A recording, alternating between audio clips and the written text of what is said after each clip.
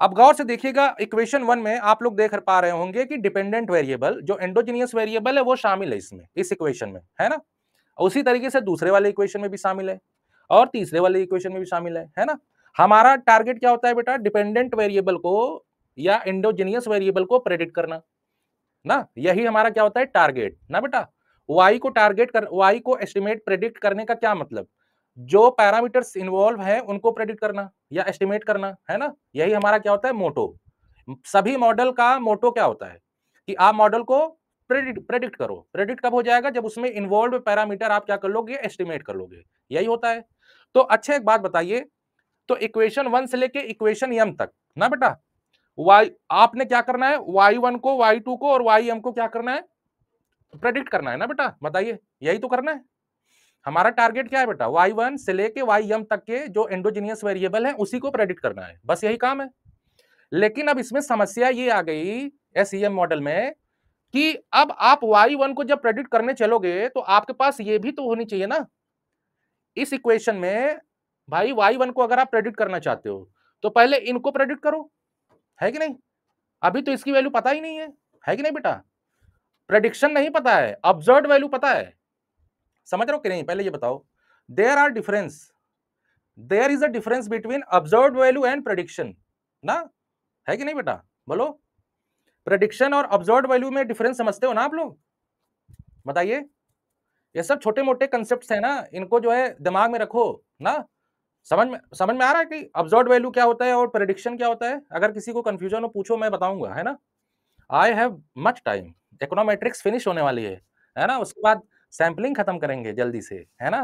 मतलब जल्दी से क्या, मतलब आराम से, ठीक है? एक एक कंसेप्ट को बताते हुए, जैसे इकोनोमेट्रिक्स बताया ना।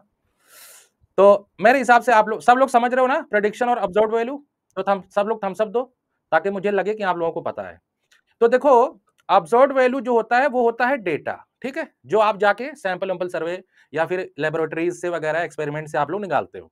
That value is not an prediction, prediction आपको एनालिसिस के बाद मिलेगी, ठीक है? एनालिसिस मतलब यही, ये जो मॉडल है इसमें जो आप ओएलएस लगाते हो, ओएलएस लगाने के बाद जो एस्टिमेटर आता है, फिर एस्टिमेटर की वैल्यू पुट कर देते हो, तब वाई की वैल्यू जो मिलती है, that whole procedure is called analysis, ना बेटा? तो बात इसमें यही प्रॉब्लम है कि y1 का प्रेडिक्शन आपको निकालना है और y2 से लेके ym तक जो आपके एंडोजीनियस वेरिएबल इसमें मौजूद हैं, अभी आपके पास उनका प्रेडिक्शन है ही नहीं। तो बताइए y1 को आप प्रेडिक्ट कर पाओगे? बताइए, y1 को प्रेडिक्ट कर पाओगे? नहीं ना।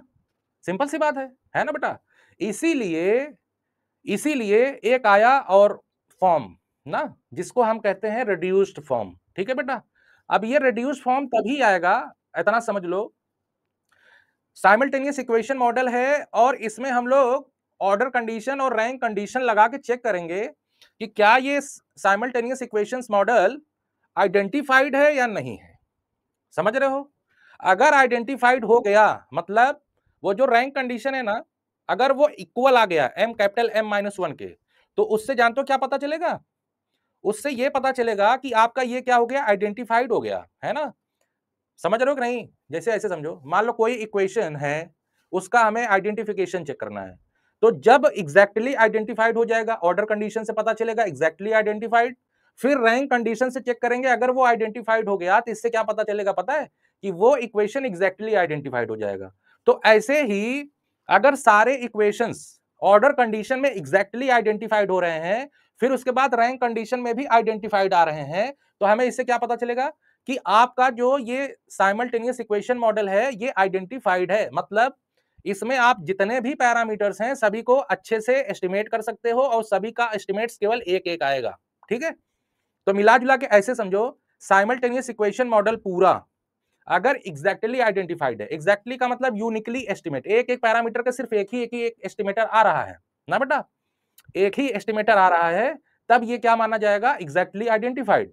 अगर एक भी पैरामीटर के एक से ज्यादा एस्टिमेटर आ रहे हैं तो ये फिर ये रिड्यूस फॉर्म में चेंज नहीं हो पाएगा।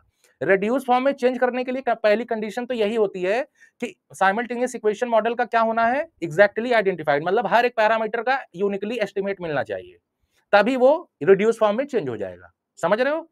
बताओ पहले, पहले तो जो मैंने अभी इतना बोला इसको समझे आप लोग, है कि नहीं? तो ये होता है इसका कंसेप्ट ना। अगर यूनिकली एस्टिमेट होगा ना, तो जब आप क्या करोगे, रिड्यूस करना शुरू करोगे ना, तो अपने आप ही रिड्यूस हो जाएगा, इस फॉर्म में अपने आप चेंज हो जाएगा। ये वाला फॉर्म देखो, अब इस फॉर्म में अपने आप चेंज हो जाएगा बच्चों, अपने आप, केवल आप इधर उधर सिंप्लीफाई करो, अपने आप चेंज हो जाएगा। क्लियर है? बताइए, पहले समझ में आया? बोलो बच्चों, है ना? केवल 2-3 लोग थम्स अप उड़ा रहे हैं यार, हैं तो काफी लोग, सब लोग उड़ाया करो ना यार।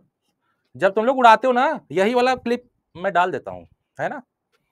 तो चलो, अच्छा, अब एक एग्जांपल दिया है, उसी से हम लोग समझ लेते हैं। हमने ये एग्जांपल लिया है।